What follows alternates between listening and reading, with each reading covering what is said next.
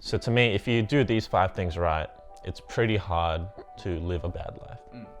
And it might not answer the big fancy questions of life and meaning, but at least it'll make you an effective and strong and functioning and a sharp human being. And to me, I think that's almost more important. Getting the fundamentals right instead of trying to answer the big fancy questions, because the big fancy questions will always be, a process. It'll always be hard to get that right. And there's no actionable steps you can do to figure out meaning. You can't just write down and start journaling and be like, all right, well, tomorrow I'm going to figure out what my life means, and then I'm going to figure out what if there's life after death, but you can schedule, all right, wake up after getting a good amount of sleep, have a nutritious breakfast, go for a run, let my family know that, I miss them. There's these fundamental things you can do as a human being, that just make you a good, effective human being, regardless of everything else.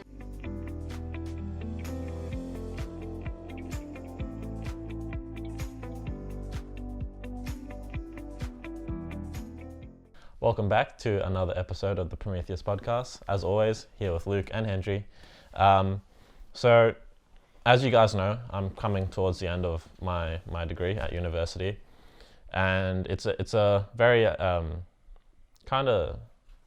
it's stressful because as we kind of reach these intersections in life where things end or things are about to begin, these are the moments where we make the meaning in our lives. This is where we think about what our lives mean, it's what purpose we have. We try to make sense of the past and try to link that past with an envisioned future.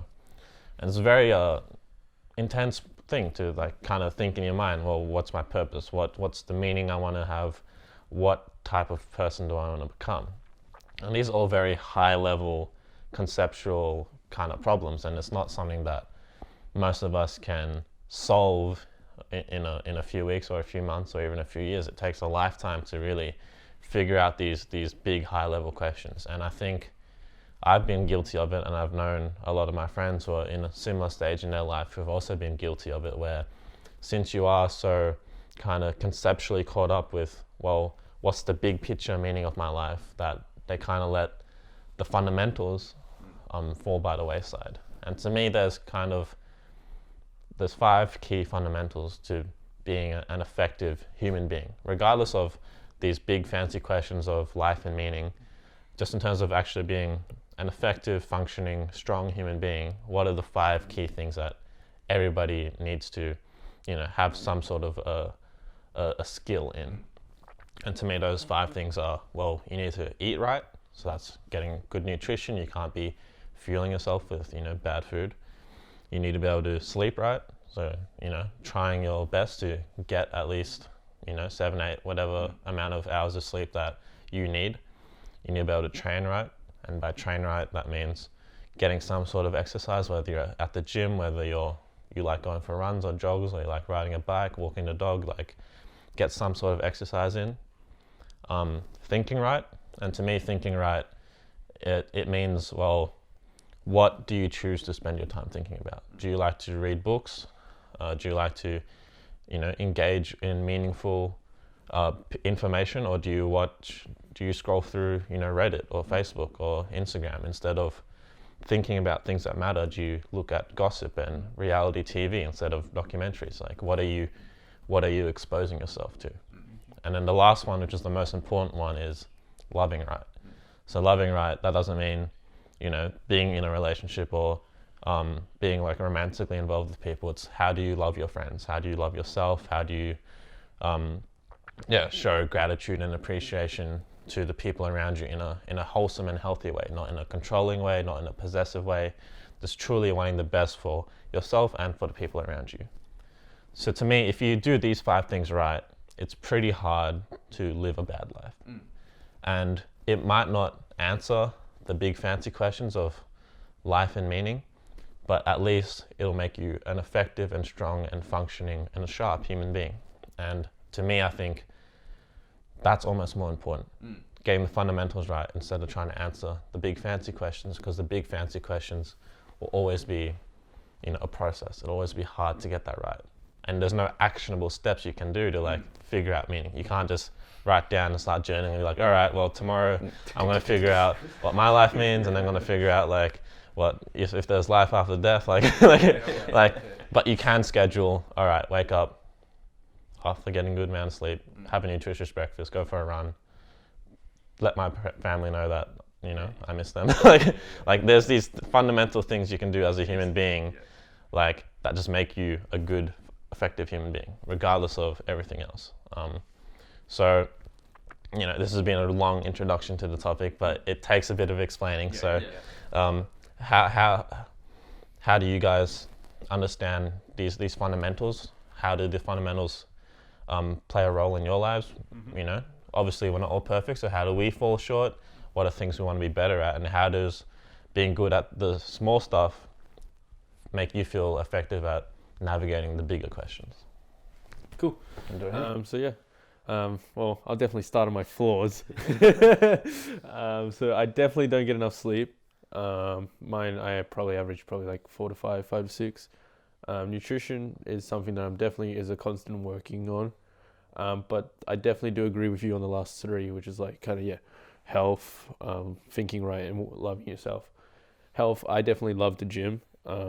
Definitely it's time where I can work on my own body, but also to keep my mind sharp on what's to come. And I feel like going to the gym definitely helps. Like when I went in the morning, help get my mind in the right condition to start the day. Right. And I feel like, the five fundamentals that you said definitely do help you kind of navigate your way through the world and kind of keep you on, planted while trying to search for what the big questions. Yeah. And it's definitely essential for what you need, because if you're not thinking right, if you're not loving right, if your health isn't in best condition, you're not getting enough sleep, you're going to be deterred from actually trying to find that bigger picture, and you're just going to do what kind of gives you that kind of like short-term happiness also during that time period. That's a good point. Because if you look at those big grand questions of the universe that you're trying to answer, or the purpose of your life, and all those kind of big missions or so that you just said, like it's a massive journey, right? You can't possibly tackle any of those if you're not the sharpest, best version of yourself that you possibly could be. And you can't do that if you skip these 5 fundamentals. So I think a lot of people get caught.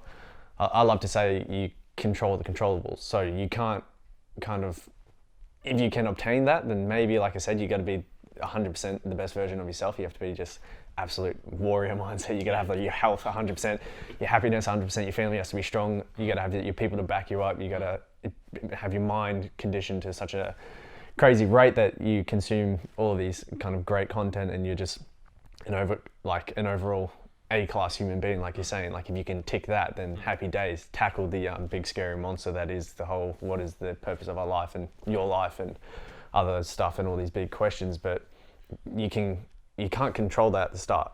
The only way you could hope to control that is maybe, like I said, you can control the controllables, which is, like you're saying, your health, how you treat people, how you think, what you consume, what you eat, how you feel.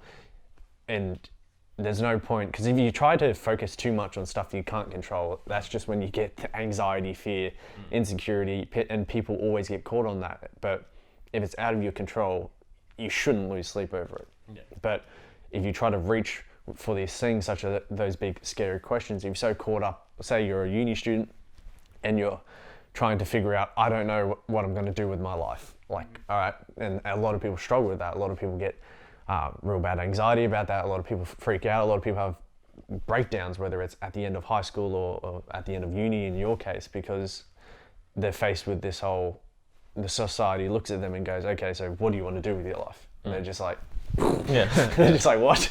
I don't know. I was just thinking about what TV show to watch. I'm not prepared to answer this big question. But, and you can't answer that. But there's something that you can answer, and there's something that you can action, even more importantly, which is get up at a certain time, go to bed at a certain time, eat this certain food, read this certain book.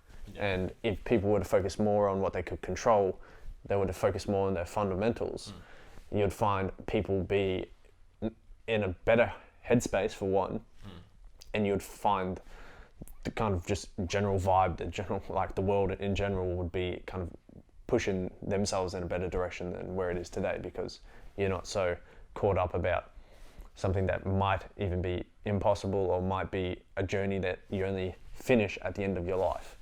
But currently, present, right now, the fundamentals, control what you can control. If you were to tick those boxes, like you're saying, what is more important, that end journey, or you just becoming the best version of yourself or a better person? And you can argue either one, but this one is important. It's either equally important or more important, being the best version of who you are in your world, with the people around you, with yourself, how you carry yourself, your self-esteem, your self-worth, all of those.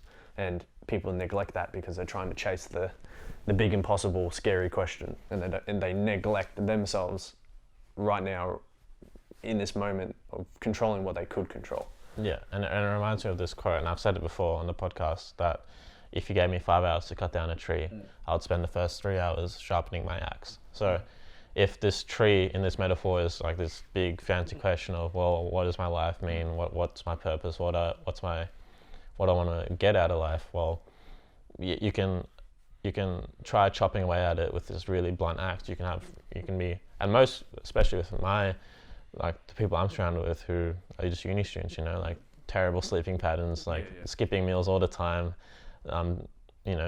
Lucky if you're actually scheduling some sort of physical activity. And of course, you're obviously always thinking about it as a uni student, because you're always flooded with like this vast well of knowledge, but a lot of things are falling by the wayside, and you have this really blunt axe and you're chopping away at this tree, and it seems no matter how hard you swing, you spend that whole 5 hours you had to chop away at it, and like you've only made like a dent, and you say, well, this is impossible. And then people get depressed. People get really into a bad mind state where they're like, well, it feels like no matter what I do, life is just meaningless. Like there's no rhyme or reason to anything. What's the point? And that's if you are tackling the challenge with a blunt axe. But as you said, you control the controllables. Sharpen that axe as much as you can, and no one will be the perfectly sharp A-class human being. Like, well, as you were saying, Henry, we all fall. Those are 5 huge things, and it's hard to be, impeccably astute in all of those variables. But if we're trying our best and sharpening our axe as much as we can, well, then when it does come time to swing, well, each individual swing that we take at that tree will create a much bigger impact and get us much further along than, trying to do it with a blunt axe. And, that's I think is the shame. It's, well, I feel like you'll never truly understand the big fancy questions. You'll never truly be able to put that in a box and tick it off and say, well, okay, well, that's done. Yeah. And so people are so fixated on that side of things that they let all the actual controllable things just deteriorate. And that's... Well, sorry. I'm sorry to cut you off. I was just saying, like, purpose and meaning is ever changing. And, life isn't a straight path. It's a constant up and down motion. Yeah.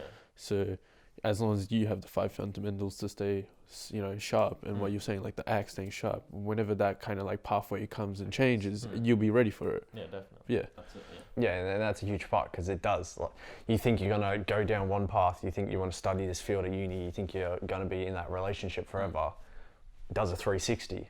And then if you're not mentally alert, if you don't have enough knowledge, you don't have enough experience, you don't have enough physical health, you don't have enough relationships to lean on, then all of a sudden you fall straight in your face as soon as that path switches, because you're running at such a full speed at this one objective that you think is the meaning of your life, or something like that. Yeah. All of a sudden, bang, and you just hit a wall, and you're like, crap, like, where do I go from there? And all your eggs are in one basket, so then like they're all smashed. You just drop your head, smash it everywhere. And then you're like, well, that was my whole life purpose gone. So, yeah. And then that's when people do kind of begin to either seek out distraction, where like, well, I don't have any purpose, well, I'm just gonna not think about it and just distract myself with all these other things. I'm going to keep partying and not have to think about the fact that I don't have anything in order. Or, I'm just going to watch TV shows and just never really think about anything except for right now. and it's something we can all control, and that's the beauty of it. It's those 5 fundamentals. You don't have to have a lot of money to do any of those things. You don't need any money to do any of those things. Don't have money to go for a gym, go for a walk. Don't have money to sleep. like what? By the way, well, so I think we've explained the macro a lot to him. So let's dive into that micro. So because I've never, you quoted all 5, and I was like, damn. So the first one, what is it again? So first one? Eating right, sleeping right, training right, thinking right, and loving right. Yeah. So, if I was to speak on my own experience, I prioritize sleep very much, because I know that if I don't get enough sleep, then the whole computer is working with 10% power. And if this computer is what allows me to make sense of the world, it allows me to interact with my friends and my family and the people I care about. If it's this whole system working effectively is what allows me to live a happy life, then I don't want to compromise the functioning of that system, no matter what. It doesn't matter if, I'm sacrificing other goals, because I don't care if because you couldn't achieve that goal at your maximum capacity. And even if I achieved the goal, the best version of me wouldn't be there to celebrate crossing the finish line.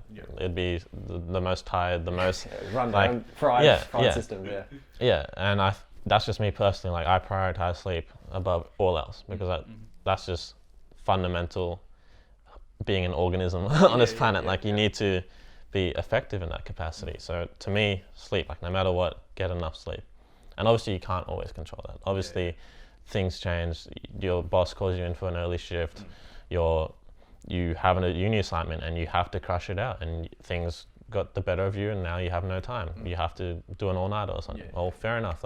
Sometimes you can't control it, but a lot of the times you can. So getting enough sleep, eating the right food, that's been fundamental in making sure I'm in a positive mindset, not falling into, destructive patterns with my life, because if I'm eating right, well, then that fuels everything else. And all of these things, I've talked about keystone habits before. If you think about it, all of these 5 things are actually keystone habits. So if you're just doing one of them, all of them will get better. And if you're doing all of them, then you can transcend humanity. So So and for those of you who don't know what a keystone habit is, it's just a habit or a part of your life which has flow-on effects to everything else.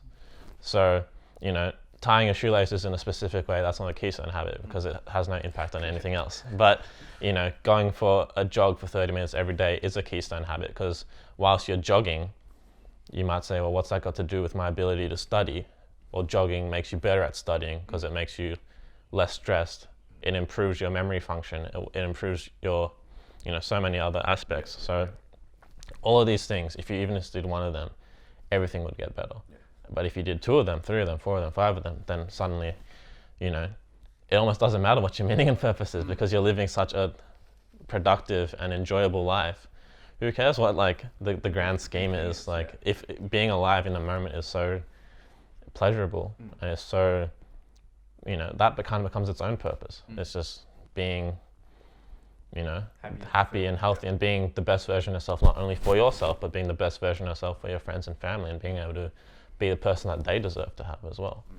So, there's just so much. I reckon the in-depth that you just said, we'll keep that going, because it explains a lot for everyone else who are going, well, what can I do? Again, control the controllable. So I think you've just nailed, obviously, sleep and eating right. Yeah. So training, obviously, as I mentioned, physical activity is so fundamental.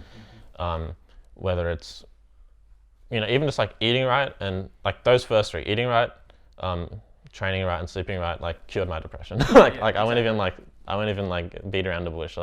Medication did nothing for me. Locking those 3 down changed my life. In terms of having mental robustness, and I can tell at the end of a long day when I haven't had the right nutrition, I've just been sitting down studying all day, and I'm tired because I didn't get enough sleep. I feel depressed. I feel bad, and I can feel it corrupting my thought process. I start focusing on all the negative things. I focus on how stressed I am, how everything's not going my way, and I catch myself being like, all right, well, tomorrow I better get enough sleep, because I can feel myself falling down. I want to brace myself and keep myself up. So training right, and then those three are like very like just practical, like by the numbers things. Like those things are just about scheduling and stuff. Yeah. And then the last two are a bit like of the five are the more high level ones. Thinking right, which is, you know, what content are you engaging with? We are all engaged with content whether we like it or not. We get the choice to choose what content that is. So is this, you know, news articles from like The Economist? Are you learning about, you know, the world around us? Are you looking at reputable news sources, not just, you know, what your BuzzFeed is telling you, or like, yeah, like you're actually like engaging with, you know, academic materials. You don't have to be a uni student to engage with actual articles that talk about the facts and the statistics. You don't have to always be reading like the Channel 9 news version of stuff or watching that, because that's all like Murdoch media, like brainwashing anyway. So like, if you're actually trying to get to the bottom of things and figure things out for yourself, and, you know, whether that's, you know, it doesn't have to be something as dry as news or politics or economics. It can be anything you like. If you're into cars, well, maybe pick up some, like get a subscription to like a mechanics like magazine and just read something like that. Like it doesn't have to be something so fancy and high level, as long as it's something you enjoy. Just thinking about engaging with good, you know, materials as opposed to scrolling kind of blindly through things that don't matter. Making sure your brain is fed just as much as your diet you're feeding. Yeah, and that's a good way to put it. Yeah. Just making sure that you're giving your brain some nutrition, some sustenance that isn't just, whatever happens to come across your screen, but actually making a conscious decision to pick what you consume. And that last one, which is loving right, and I wouldn't have put that down until like quite recently. I would have just said there's 4, do those 4 and you're fine. But this 5th one is actually really core, and it's how do you pour into other people's cups? How do you love your friends? How do you love your family?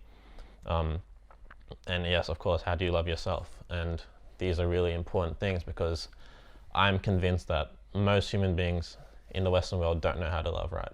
Because we've been corrupted by romantic stories about, you know, this Romeo and Juliet fascination where it's, you know, like life or death. If you're not with me, then, you know, there's no point. Like this kind of very possessive, very self-serving love.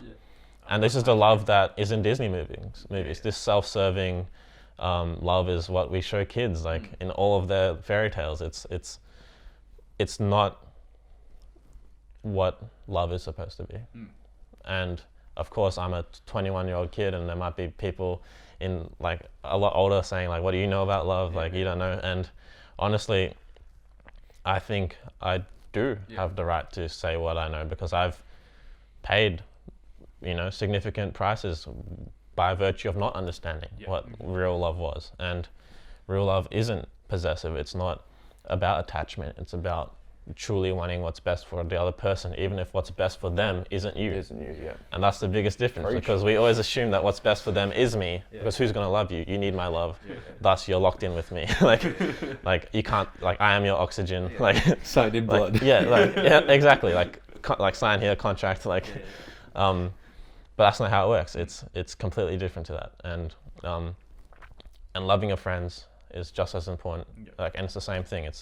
And loving your family, like even if you're not particularly close with your family, or you don't have that kind of emotional, open relationship where you talk to each other, there's other ways to show that you care. Whether that's, you don't have to say, hey mom, I love you, but you can do the dishes for her, and you know she's tired, and you can vacuum the carpet for her, and like that's showing love. A friend might be tight on cash, and you shout them a coffee, and you don't say to your friend, hey, I love you. Like, you're saying like, I got you, I got your back. And that's a way, and even to yourself, you're having a rough day and you give yourself a break. You say, I've been studying really hard. You know what? I probably deserve to just, you know, have a nice night out with my friends. I've probably earned, you know, to watch a movie tonight. Like, I probably don't have to be smashing the gas pedal all the time. I can pump the brakes because like I've earned a break. And all of these things are really crucial things to be a functioning human being. Because of course, those first 4 you can do in isolation. You don't need to have anyone in your life to do those first 4. But loving right,